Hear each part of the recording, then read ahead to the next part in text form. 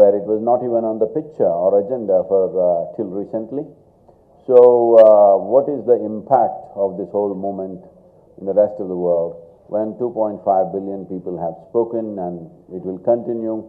Our objective is to get 3.6 billion people, which amounts to 60% of the adult population in the world. When 60% of the adult population in the world speaks, no democratically elected government will ignore that. So this is the basic metric with which we are going. Already we have signed MOUs with many nations, largely with agricultural ministers and environment ministers of those nations. Especially now with the Ukraine war, people have realized how food security, apple cart can just change within a couple of months. What they had assumed is for good suddenly is upside down, and already bread prices in Europe are nearly 70% up, and they fear by the end of June or July it could be up to 200%. And people are fearing severe famines in nearly 6 to 7 nations in the world, which will go into that simply because of this one war, unless something changes about the war. So the response has been nothing short of spectacular. Commonwealth nations, which are 54 in number, have made a declaration that they will definitely go this way.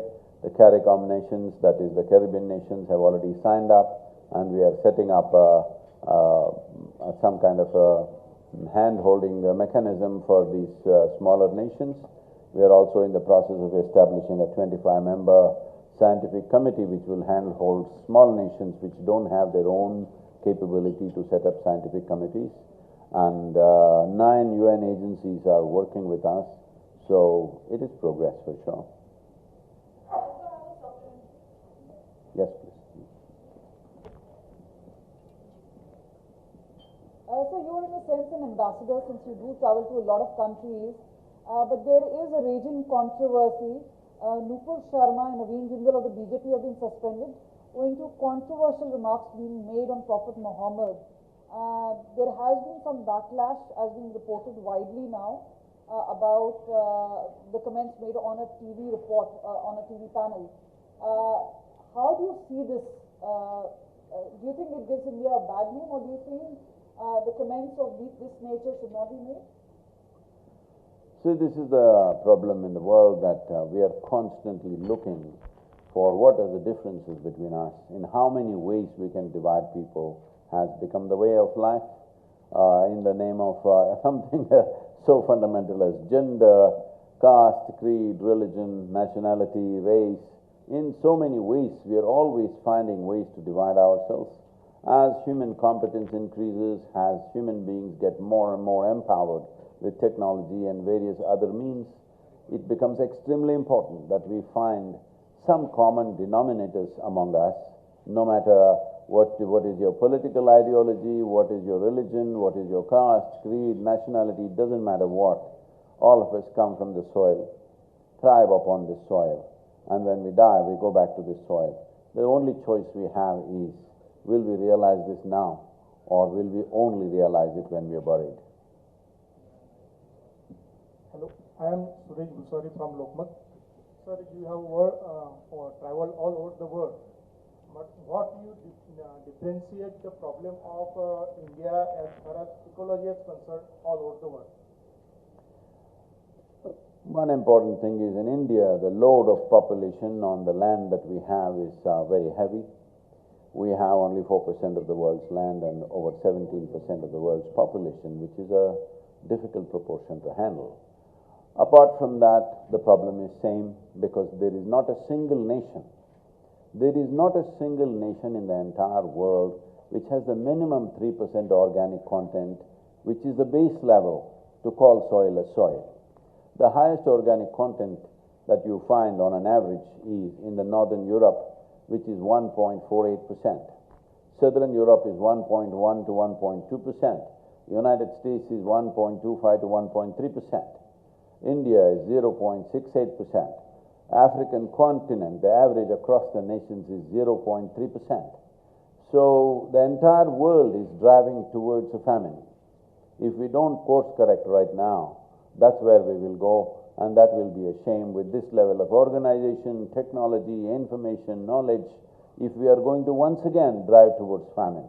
When I say once again, we should not forget, just 60, 70 years ago, there used to be severe famines almost everywhere in the world, particularly in our country. Well, last 2 generations we've eaten well, and suddenly we have forgotten there is such a thing. Once again, we are driving towards a famine, but as a generation, we have the privilege that we could turn this around. We could be that generation which turned back from the brink of a disaster. And it's not rocket science. It is not very difficult. It doesn't need, extraordinary financial outlays. What it takes is, right now we are facing the wall. If we face towards the door and relentless commitment to move in that direction, we will be there in 8 to 10 years' time. That's all it takes. So I think in India that resolve is there right now, and in many nations where I have traveled, the resolve is there, especially desert nations like UAE, Saudi Arabia, Israel. They've done a fantastic job. Israel is producing 94% of its food requirement upon its own tiny little piece of desert. Only 17% of Israel's land is arable. 54% is proper desert, but they're growing 94% of the food that they need. Saudi Arabia means you have an image of sand dunes, but they've leveled sand dunes and made it into farmlands. This has been quietly happening since 1970s. I've kept abreast of what has been happening there. It's quite incredible, but that's a very expensive way of doing it. Most nations cannot afford to do it the way they have done it.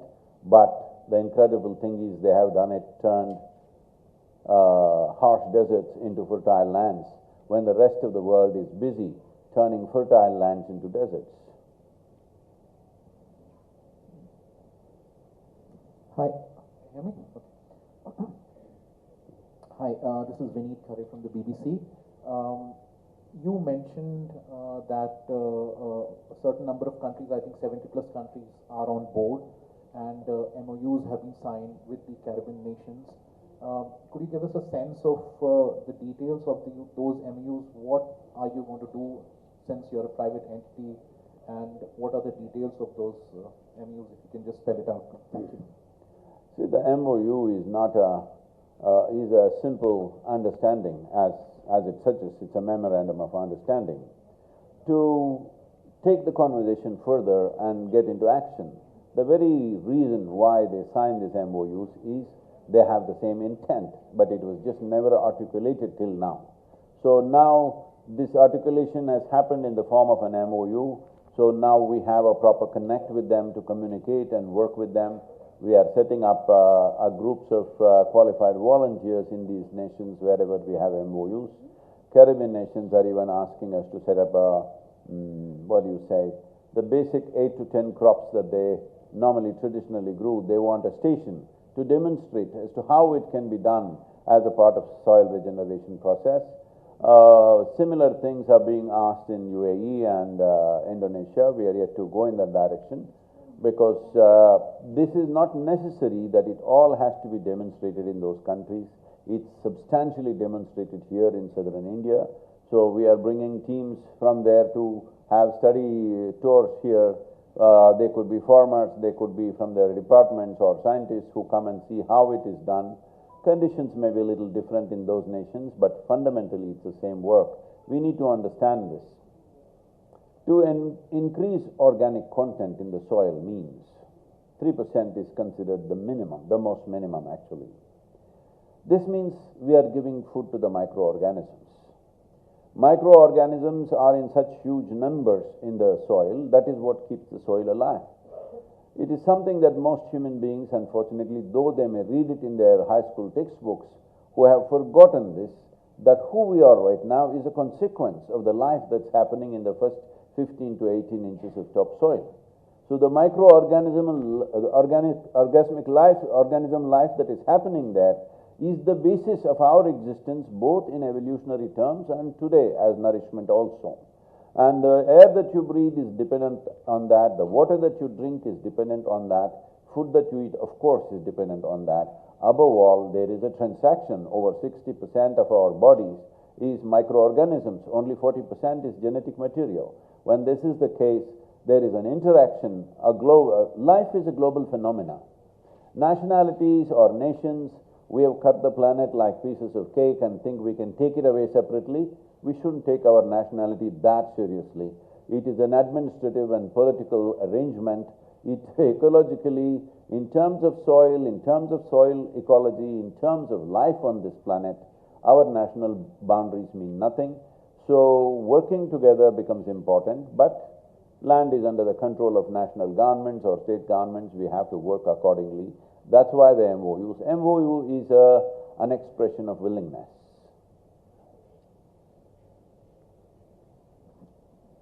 Namaskaram Sadguru. I'm Namrata Kohli from Business Standard. Kudos to your efforts and for taking a very pertinent issue and very successfully so. My question is about green revolution, white revolution. You know, they came at a time when they were relevant, when India was struggling with food in a very significant way. However, people, as you yourself have mentioned at some point of time, they are dying more of eating more rather than eating less. At a time when there's self-sufficiency and there's a sort of an explosion of diabetes, thyroid, every other person has vitamin B12 deficiency, D, so on and so forth. Do you think the time has come to think of turning the tide and really look at organic methodologies of farming in a significant manner? Thank you, Sadguru. Well, as you rightly pointed out, these steps were taken at a time when there was a hangover, fear of famines. It's very easy to turn back today and do post-mortem and look at all the mistakes they made, but they scrambled to fix it.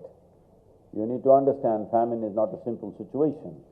A famine means it is the most horrible and horrendous way for a human being to die. It's not like a war that somebody shoots you in the head. Famine means you fade your life slowly for 3 to 4 months.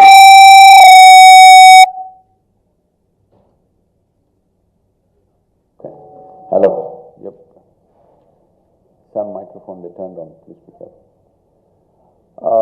So a famine is a terrible way to end human life, and that was a very common thing in the early 20th century and even before that.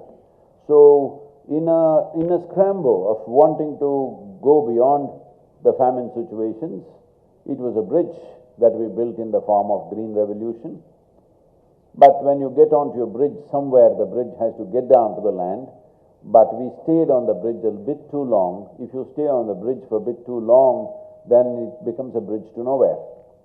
So, in many ways, most nations have made the same mistake. But in India, it's a little more stark because of the populations that we have. As I said, between 4% to 17% of population, the equation is not great that way. So because of that, we see it more stark. As I've also mentioned many times, see, India's average life expectancy in 1947, when the British left, was 28 years. That means almost nobody in this room has a right to live right now. So today we have reached 74 years, which is a significant development, enhancement of life and life expectancy in this nation. So that has happened mainly because of green revolution, for sure. All of us are alive because of that in many ways. So nobody can find fault with that, but the correction, the time for making corrections has also come. Now preserving the soil long term, turning it around, there is much more knowledge, there is a variety of gentler technologies to do this, and above all, a nation can afford this now with the economic development that we have and the capabilities that we have, which was not there with us in 1950s. ವಣಕಂ ಸದ್ಗುರು ನಮಸ್ತೆ ನನ್ನ ಹೆಸರು ಮಂಜುನಾಥ್ ಅಂತ Asianet Suvarna news Karnataka Kannada news channel so ಇದರಲ್ಲಿ ನಿಮ್ಮ ವಿ.ಟಿ ನೋಡ್ತಾ ಇದ್ದೆ ಅದರಲ್ಲಿ ವಿ.ಟಿಯಲ್ಲಿ end ಆಗಬೇಕಾದ್ರೆ ಒಂದು ಮಾತನ್ನು ಹೇಳಿದ್ರಿ ನೀವು ಅಂದರೆ ಸೇವ್ ಸಾಯಿಲ್ ಅನ್ನುವಂಥ ಇದು ಬಹು ಜನರಿಗೆ ಬೇಕಾಗಿತ್ತು ಈ ಕೊನೆಯ ತನಕ ಅಂದರೆ ಅದೊಂದು ಪಾಲಿಸಿ ಮಾಡೋ ತನಕವೂ ಕೂಡ ನಮ್ಮ ಈ ಹೋರಾಟ ಇರುತ್ತೆ ಅಂತ ಇದರ ಬಗ್ಗೆ ಭಾರತದ ಸ್ಪಂದನೆ ಹೇಗಿದೆ ಜೊತೆಗೆ ನೀವು ಪ್ರೈಮ್ ಮಿನಿಸ್ಟರ್ ಜೊತೆ ಮಾತಾಡಿದ್ದೀವಿ ಇದರ ಬಗ್ಗೆ ಚರ್ಚೆ ಕೂಡ ಆಗಿದೆ ಅಂತ ಹೇಳಿದ್ರಿ ನಮ್ಮ ಪ್ರೈಮ್ ಮಿನಿಸ್ಟರ್ ಹೇಗೆ ಸ್ಪಂದಿಸಿದ್ದಾರೆ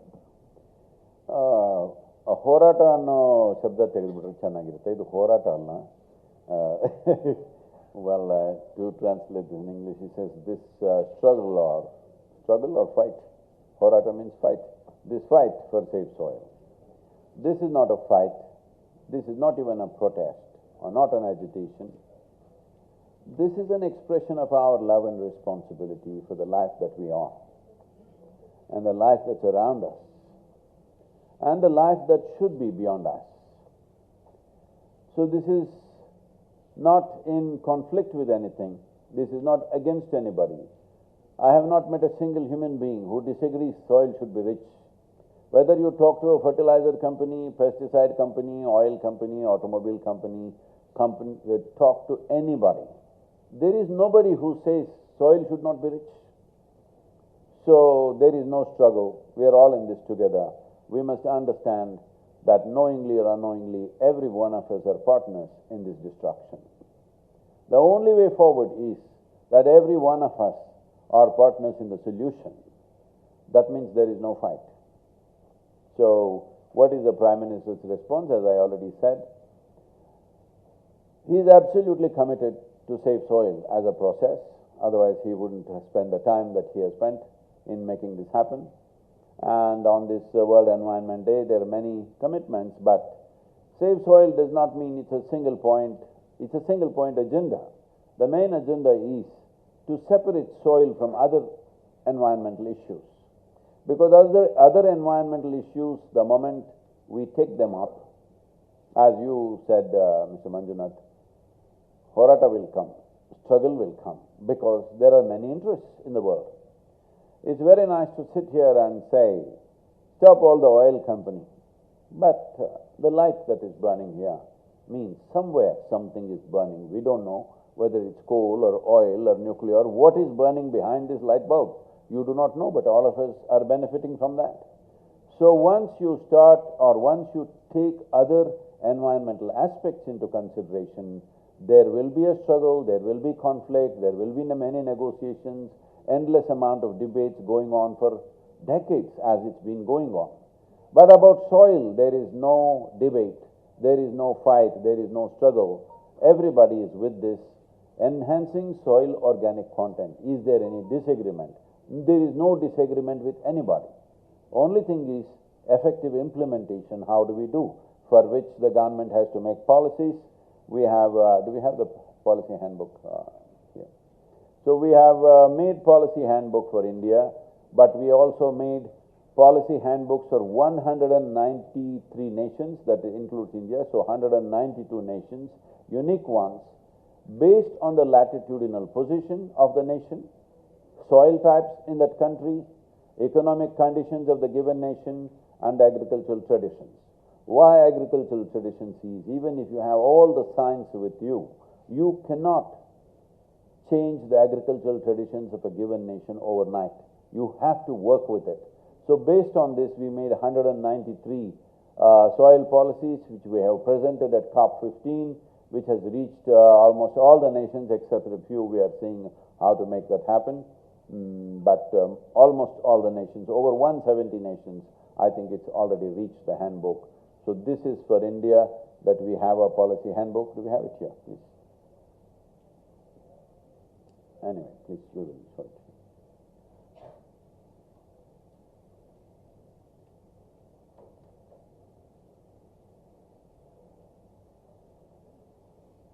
Please. Sadguru. Where are you? This is Sadguru here. I am Darwin from News 7 Tamil.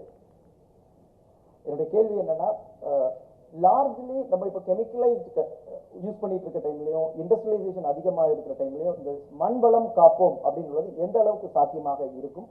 ரெண்டாவது, இந்தியாவிலையும் நீங்க வெளிநாடு பயணங்கள் போகும்போதும் இரண்டு வேறு மக்களிடையே பார்த்த அந்த விழிப்புணர்வுகள் எந்த அளவுக்கு இருந்தது?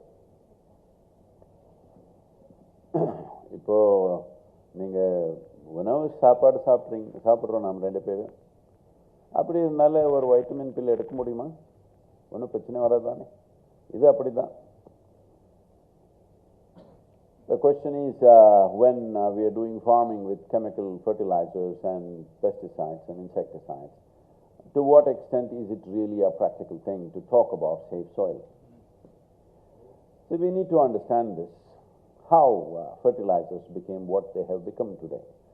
In 1918, a German scientist came up with the first nitrogenous fertilizer. When people threw this on the land, it worked like magic. Literally everything burst out. In India, there are many regions where the yields went up by 300%. If you are a farmer and if your yield goes up by 300%, won't you fall in love with this magic powder? That's all that happened. So as this happened, we wanted to plow every inch of the land, so we removed all the plants.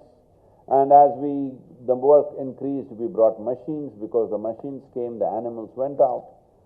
We must understand the only two sources of organic content on this planet and in the known universe is plant life and animal life. There is simply no other organic content. If you see any farm today, your image of a farm is vast extensive plowed land, only machines moving around, no animals, no plants. That means there is no replenishment. So we are just trying to live on vitamin pills without a meal. I'm saying, let's have a meal. If you need vitamin pills, please take it. It's up to you. How much you want to take depends on how rich your food is, isn't it? If your food is very rich, a little bit of addition will take care of you. So this whole idea that farmers like to throw fertilizers in their land is a silly idea nurtured in urban minds, because fertilizers cost a lot of money.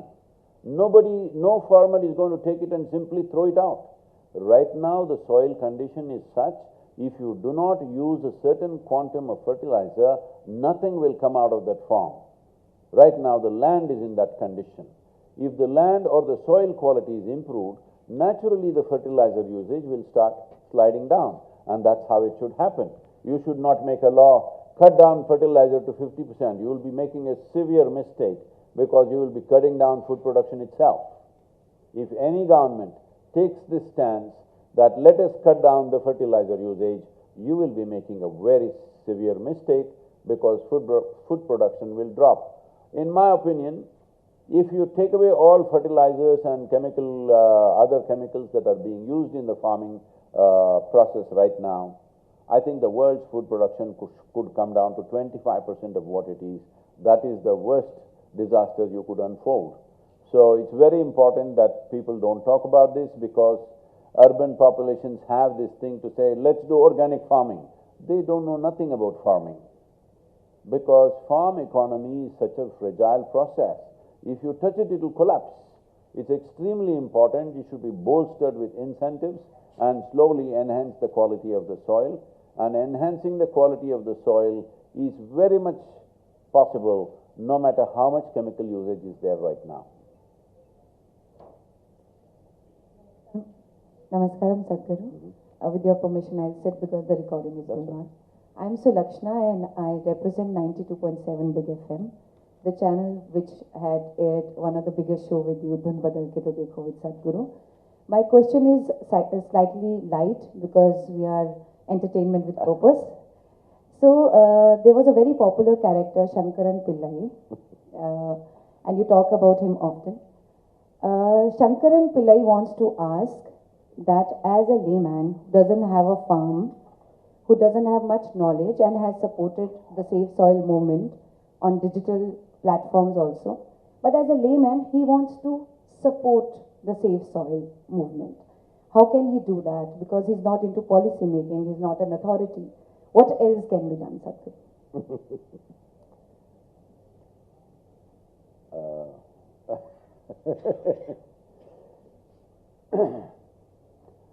You are co-opting Mr. Pillai.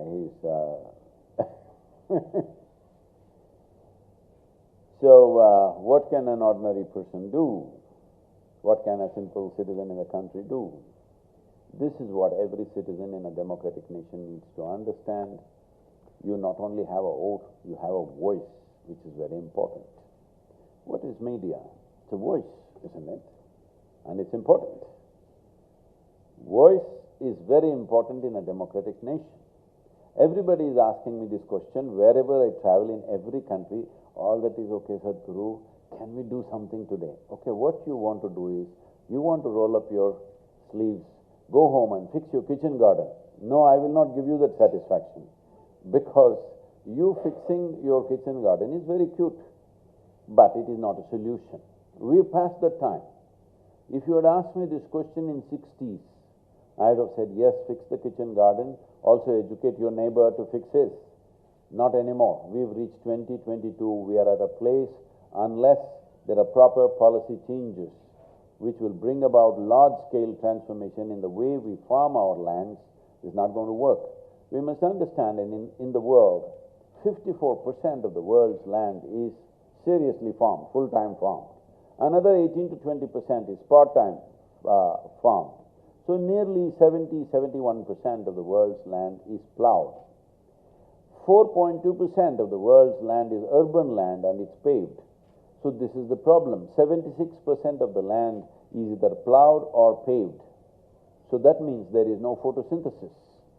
What photosynthesis means is, scientists say approximately 1 billion years ago photosynthesis started in a very minor way and evolved. Photosynthesis means certain plant life learn to cook their food using the perpetual energy of the sun. And before the photosynthesis or the phenomena of photosynthesis started, the oxygen level in the atmosphere was a little over 1%. Today it is 21%. That is why you and me and Mr. Pillai also are breathing. We are all breathing and alive only because of that. Not only breathing and alive, this life itself evolved in its present form, in its present complexity, only because of 21% oxygen content. All complex life happened only because of that. But in the last 1,000 years, we have removed over 85% of photosynthesis from this planet. What is our plan? I know that was a light question. Yes. So this is the soil revitalization policy for India. This is the draft solutions for handbook. We will put this on the website for the media. For the media, it will be available. If individual people want to have it, they have to cross a few thresholds. But for the media, this handbook will be available on the website. The soft copy will be there.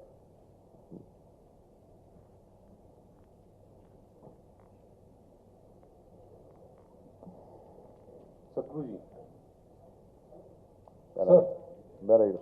मैं इधर sir भाई, ये आप आज की प्रधानमंत्री से आपकी मुलाकात हुई है और आपको एक काम को प्रधानमंत्री ने काफी सराहा है। आपने भी प्रधानमंत्री से मुलाकात को बताया बहुत अच्छी रही, लेकिन मैं ये जानना चाहता हूँ सर, सरकार के काम को आप कितना सराहते हैं? जो मिट्टी बचाओ अभियान या पर्यावरण के लिए जो सरकार कदम उठा रही है, वो कितने सार्थक हैं और कब तक हम ये जो पर्यावरण की समस्या से जूझ रहे हैं, इससे निपट पाएंगे? Can somebody translate that for me, please?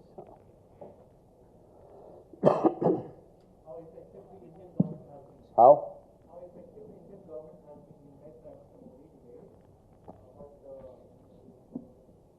How effective the government has been in protecting the environment? See, way ahead of any other nation, any other developed nation, India has done one thing. 22 crore soil health cards have been released. It's still, I would say, it is not a fully engaging process with the farmer, but at least soil health cards are there. That means farmer knows that government is trying to assist you. It's like public health system for individual people. Like there is a public health system, whatever condition it may be in, you may not like it the way it is, but still it is serving the rural community in a big way. It is like PDS, where public distribution system is there. You may not like what is being distributed there once you are reasonably well-to-do, but for the poorest of the poor, the PDS system is a lifeline. So just like that, soil health card is not yet a full-fledged process, but it is being distributed, and a large-scale, infrastructure for soil testing processes is beginning to happen, very large scale. I do not know the numbers, but from whatever I saw, the effort that's going on, it's very large scale. Till now, among the nations that I have traveled, Except maybe Germany and France, I don't think anybody else has any mechanism like this.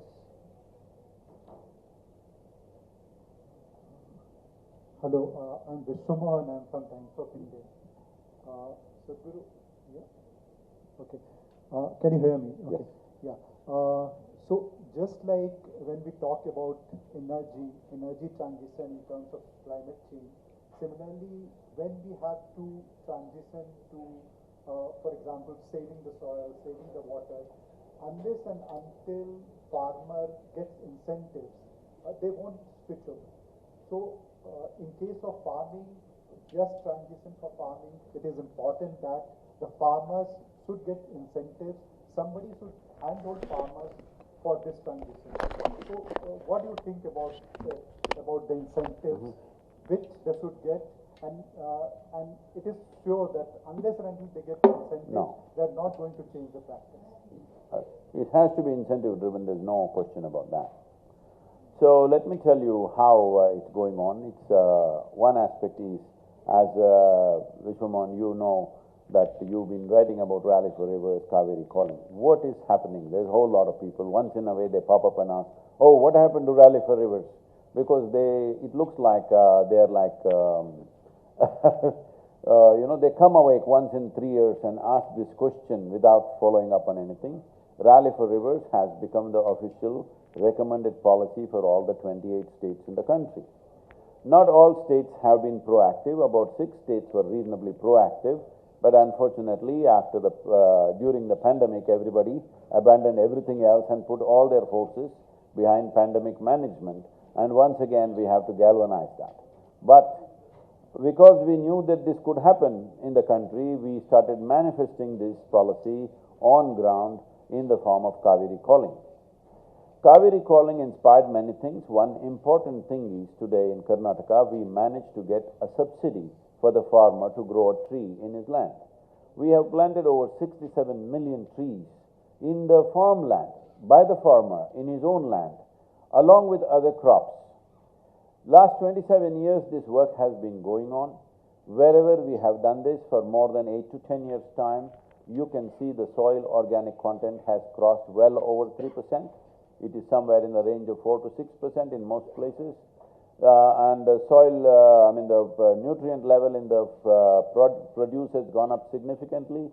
Water tables have come up. Irrigation levels have, the need for water for the crop has gone down significantly. Whenever we raise the organic content to 8 to 10%, the irrigation requirement comes down to 30% of what they were using earlier. 100 liters can become 30 liters for the same crop. And this has been possible on one level initially just by inspiration we did with many farmers. But now in Karnataka there is a subsidy that if a farmer plants a tree, we take a picture of that, we geocode it in collaboration with ISRO, and every tree is geocoded. If it dies, immediately it is reported. And there are youth volunteers who are like LIC agents. They are paid 50 paisa per tree. And year on year, they record the growth of this tree. If you take a picture of this tree and put it on the government website, within 24 hours, that money goes straight to the farmer. This has inspired millions of farmers to go for it now. And this is definitely one thing is it will enhance the water retention quality of the soil, which will be very wonderful for Kaveri. We must understand in the last 70 years, in the Kaveri basin, we have removed 84% of the tree cover. In the Ganga basin, which accounts for 25% of India's geography and 33% of India's agriculture, we have removed 92% of tree cover. This is how it's been going. Now in both these regions, tree plantations are going on big time, and based on the success of Kaveri calling, that today UNCCD has recognized Kaveri calling as the largest project of that kind in the world right now, that it is being successfully implemented and well documented, and there is a scientific evidence as to how improvements are happening. Looking at the success of this, the government of India made 13 detailed project reports for 13 river basins. India is a land where we think in terms of river basins. Kaveri has a river basin of 83,000 square kilometers, 5.2 million farmers living and working there. Now they made detailed project report for 13 river basins. We've been pushing for budgets and action on the ground. When I was somewhere in, I think I was in Bulgaria, when this news came to me that Government of India allocated 19,000 crores for these 13 river basin enhancement projects.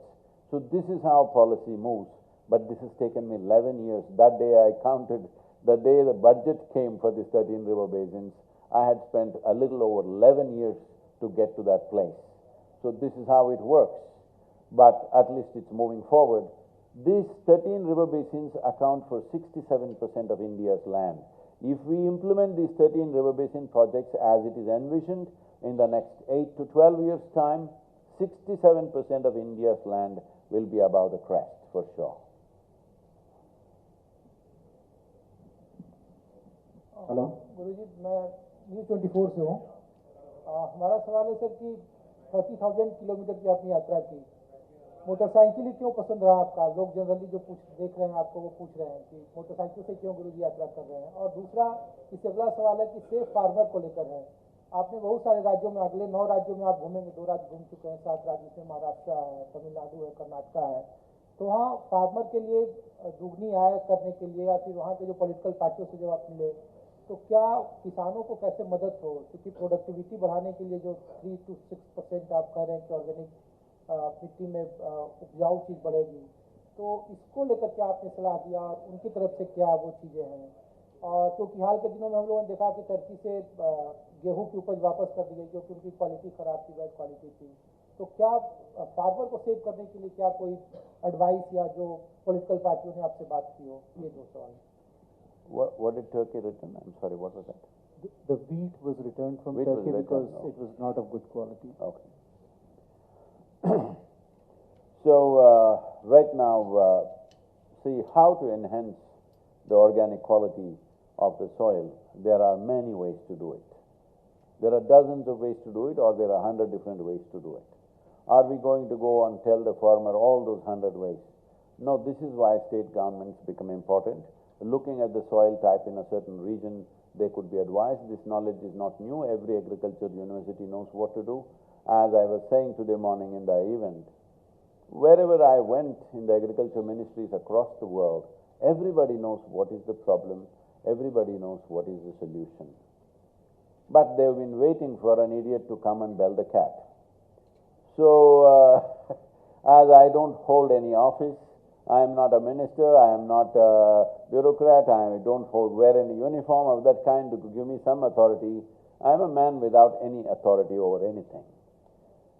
It is only that in these many decades of activity, we have earned a certain amount of love and respect from people. That's about all it is.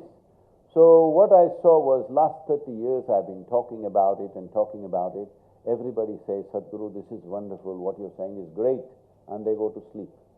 So I knew I had to do something. As I have no instruments of power in my hand, the only way I can do something is put my life to risk. And this is what I did. Now suddenly they all woke up and 2.5 billion people have responded in a little over 2 months now, 75 days. So you're asking why motorcycle, but it has worked, isn't it, the motorcycle? If I flew around in a plane, it wouldn't work, I know that very well. If I drove a car across the world, it wouldn't work. You want me to walk? That would kill me. So I choose an option. Do you want me to cycle? That could also kill me. So I chose an option which is dangerous, but not sure death.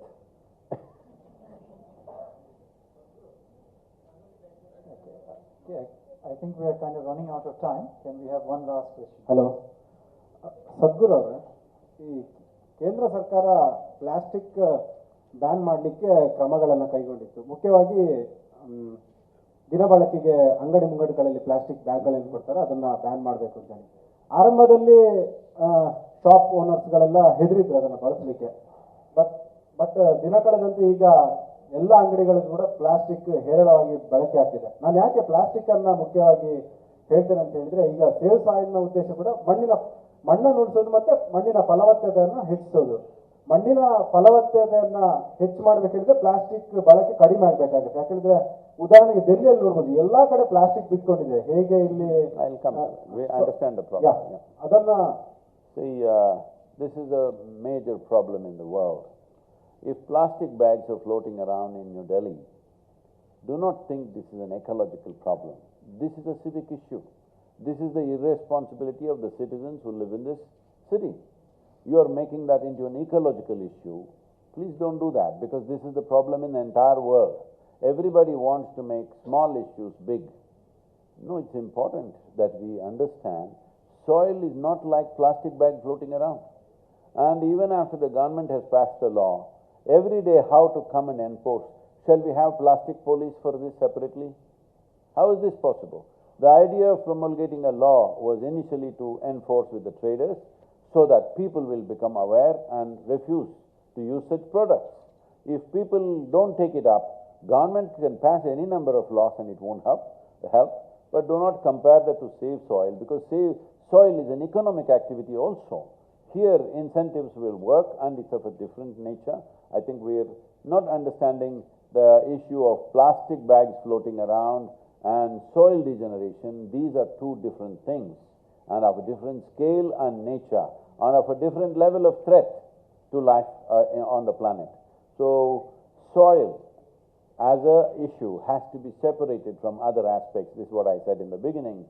You must separate soil from other environmental issues, because with the other environmental issues, there are many problems. Now there is a plastic industry, plastic bag making industry, who don't want to follow that. But there is nobody who does not want rich soil. So, when there is an item like that, we must keep it away from all other issues which are contentious, which has conflicting ideas and opinions and conflicting economic interests. Here there is no such thing. It is just a certain amount of determination from the government and a certain amount of investment in the form of incentives. These incentives, let me articulate this, what we have formulated in a very simple way. First level of incentive is, government has to offer an incentive. Right now, on an average in India, most lands have below 1%.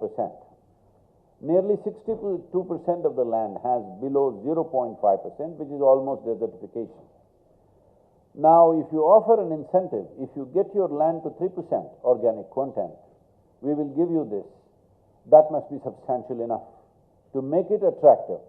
So the best way to go, in my opinion, would be, it's for the government's prerogative how they form the policies.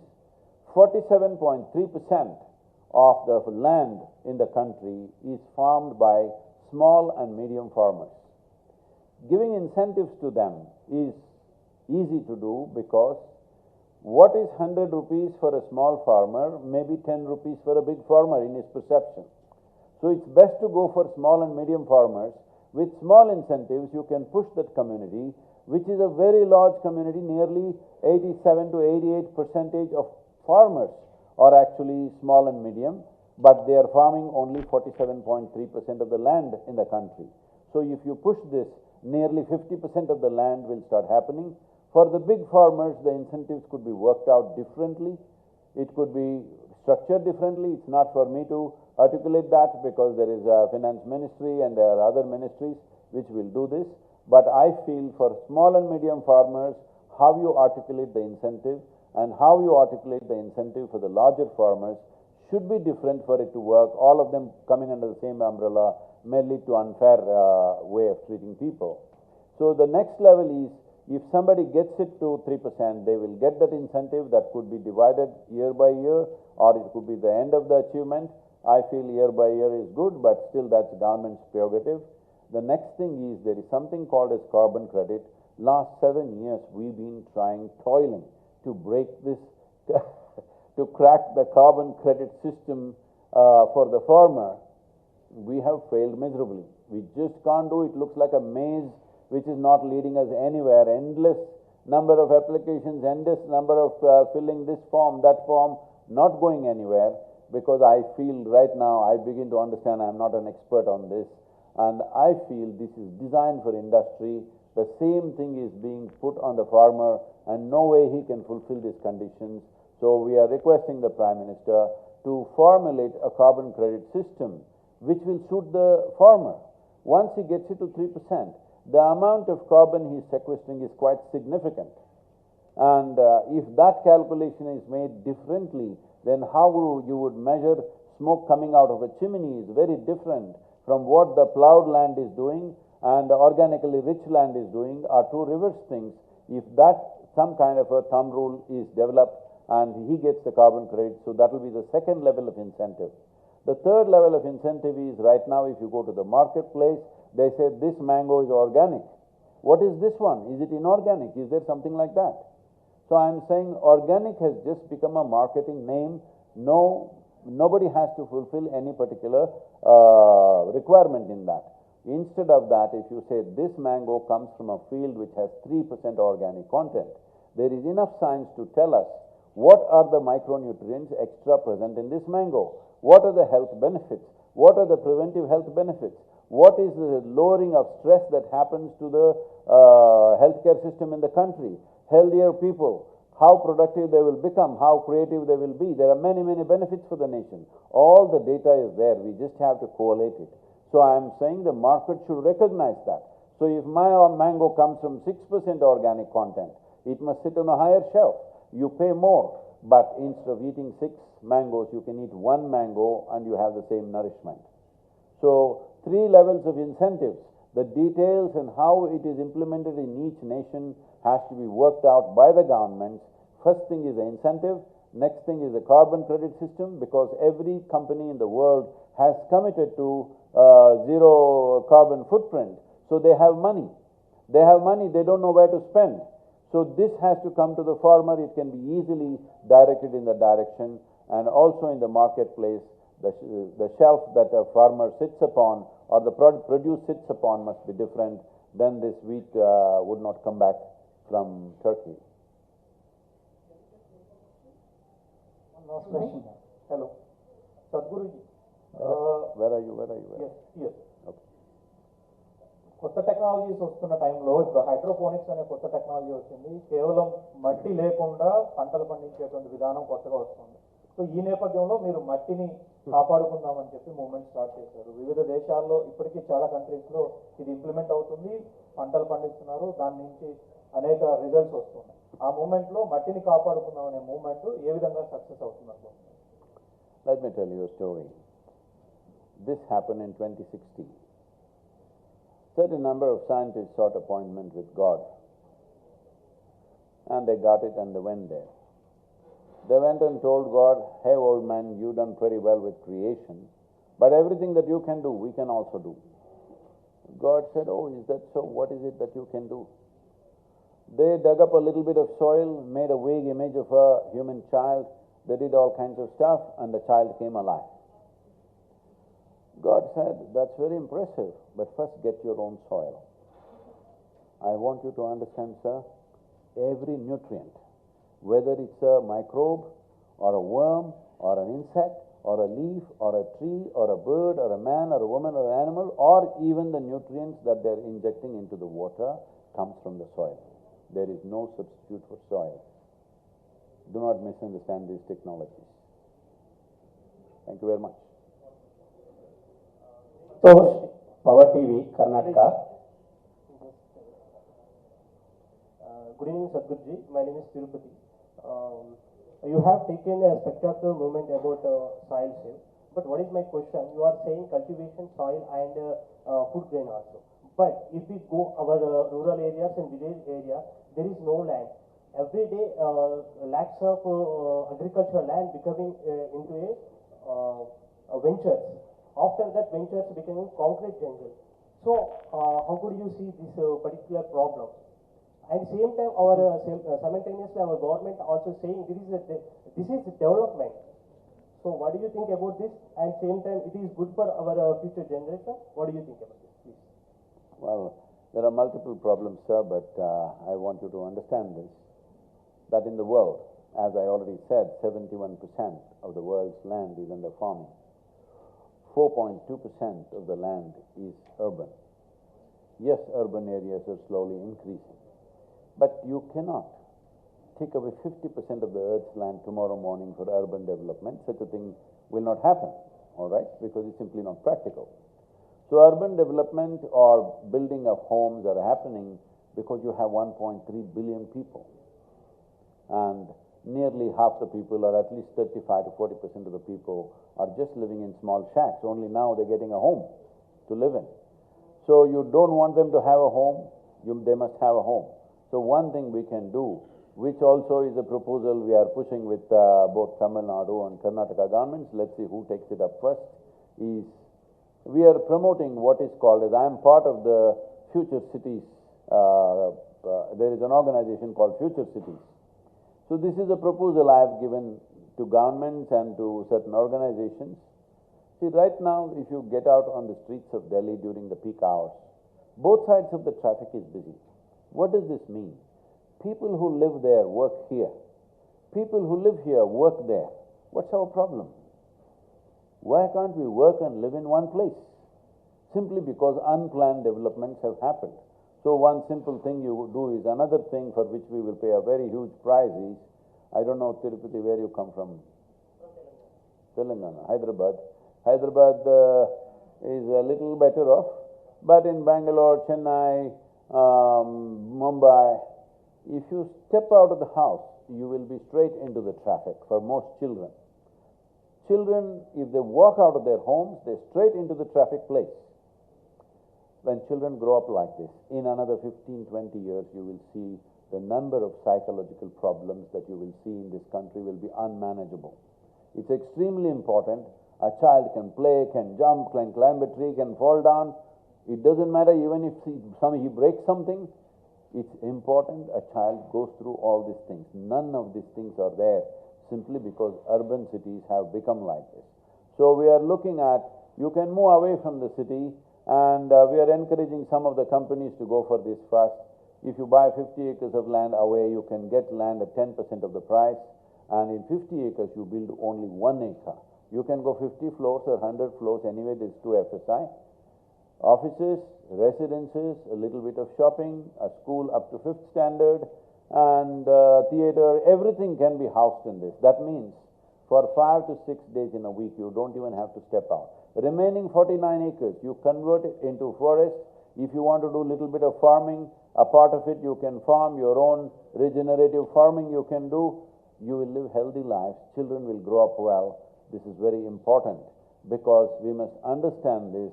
In the name of economy, in the name of development, we should not forget human beings. All these things are being done for human beings. But simply saying stop the development is not going to work because you have moved to the city, you are living in a reasonably comfortable home. In the village now they want to build. If the rural economy improves, which it must, it's my intent that a farmer should earn as much as a doctor or an engineer or a lawyer or an IT professional. Only then people will live on the land. Otherwise, in another 25 to 30 years, nobody will be doing any farming. We've done some kind of a vague survey. What I find is, not even 2% of the farmers want their children to become farmers.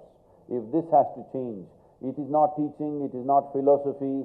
What is needed is the farming has to become lucrative. The farming should be an attractive proposition in economic terms for the next generation. Only then people will stay there and there will be farming in this country. We must understand we may live here without anything else, but not without food for sure. Thank you very much.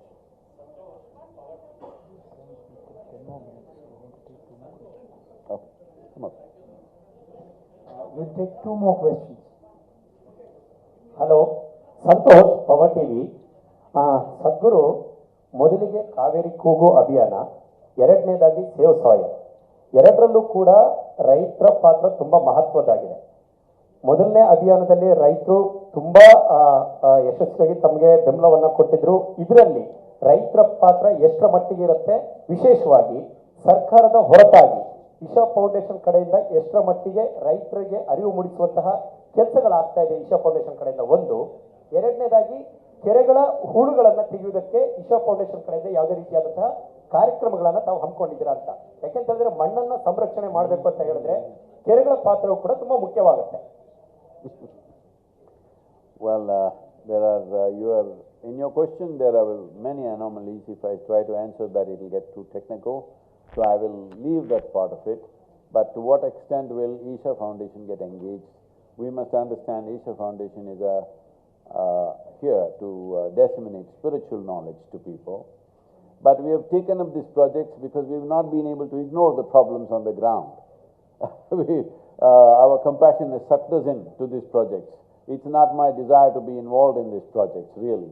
But how can you just let it be when people are in such bad states of bad conditions? So we have got sucked into this. We will see that Kaveri calling, we will see it through. It will take another 8 to 10 years' time, but we are committed for that. General awareness and general thing we will do. But on ground, right now, these 13 river projects that central government is taking up is very good. If they need our assistance in any way, we will definitely be available for that. And India is taking up the leadership or the stewardship of G20 nations from December this year. So after that, whatever is needed in the sphere of soil, definitely we will engage ourselves, because in all these nations there is immense respect and support for Save Soil movement, particularly COP15 and COP27 is coming in Egypt, and that also is a big thing. And there is also movements in Commonwealth nations, where India is also part of that. India has a dominant place in Commonwealth nations. There also we will participate. But on ground, this is something that, as I've been repeatedly saying, this can only be driven by incentives. Just inspiration and talk will work with a few farmers, but large-scale changeover of soil quality in the country can only be incentive-driven. There is simply no other way to do it. Sir, Yogeshwaran from Malimurasu, Tamil Nadu. Sir, என்னோட question வந்து, இப்போ India வந்து உலக அளவில் இருக்கக்கூடிய மக்கள் தொகையில மொத்த மக்கள் தொகையில 17.5% மக்களுக்கு வந்து உணவு தரக்கூடிய நாடு. இப்போ இருக்கக்கூடிய நிலைமையில மக்கள் தொகை ரொம்ப வேகமா வளர்ச்சி அடைந்து போகுது. அப்ப உணவோட தேவையும் அதிகரித்து கொண்டுதான் இருக்குது. உணவை உற்பத்தி செய்வதற்கு நம்ம இன்ஆர்கானிக் அந்த உரங்களை தான் பயன்படுத்த வேண்டிய கட்டாயம் இருக்கு. அப்படி கட்டாயம் பயன்படுத்தும் போது மண் வளம் பாதிக்கப்படத்தானே செய்யும். அதை எப்படி தடுக்க முடியும்?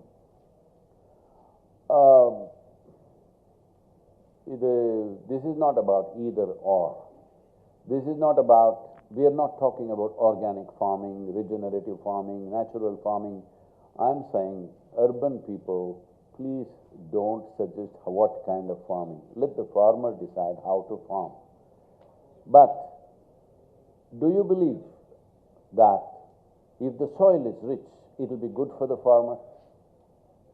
Sir, do you believe that rich soil, see, நீங்கள் உங்கள் ஊரில் போய் பார்த்தீங்கன்னா, நீங்கள் கிராமத்தில் வரீங்க தானே, பார்த்தீங்கன்னா முதல்ல ஒரு ஜமீனுக்குள்ளே போனால் விவசாயம் என்ன பண்ணுமா, கையில் மண் எடுத்து அப்படியே பார்ப்பான்.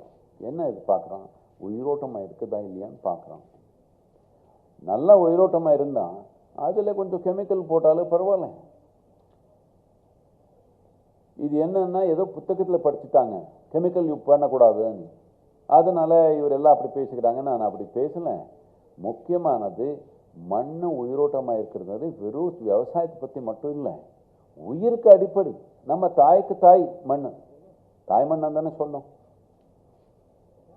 See, what we are referring to as soil, unfortunately today, most people are understanding this as some kind of a resource. Soil is not a resource. Soil is the source of our life. Every one of us have fed upon our mother's breast. Will we call our mothers as resource? The day you call your mother a resource, you've lost your fundamental humanity, isn't it? She is the source of our life. And what you call a soil is the mother of our mothers. All our mothers have come from the same soil. So, first and foremost, we must drop this idea, how to use it, how to use it. Well, soil is the basis of our life. Who we are is a consequence of what's happening in the soil. Keeping it alive, not just for us, for future generations, is a fundamental responsibility, because soil is not our property. It's come to us as a legacy from previous generations. Passing it on as a living soil for future generations is very important. See, this is not a philosophy or ideology or religion. Please understand this. you want your children to live better than you is very intrinsic to you. It is not a teaching from somebody. But right now what we are doing when we destroy soil is the possibility of good life, the foundations of good life, we are removing from their life. The very possibility for future children. UNFAO said something which deeply hurts me, is they said, today's dinner, what you're eating, is food that belongs to the unborn child. An unborn child means the most defenseless life. We are eating up that food. What kind of human beings are we? Are we that kind? Do we want to be that kind of human beings? This must change. This is not just about agriculture. This is not just about commerce. This is life. This is the basis of life. Let's think beyond that. Thank you very much. Namaskaram. Namaskaram. Thank you for a very engaging session. There is a media desk outside. There's going to be an event at 6 o'clock at the Indira Gandhi Stadium, so you're all invited. And if you would like to come, then please collect your tags. And thank you again very much for an engaging session.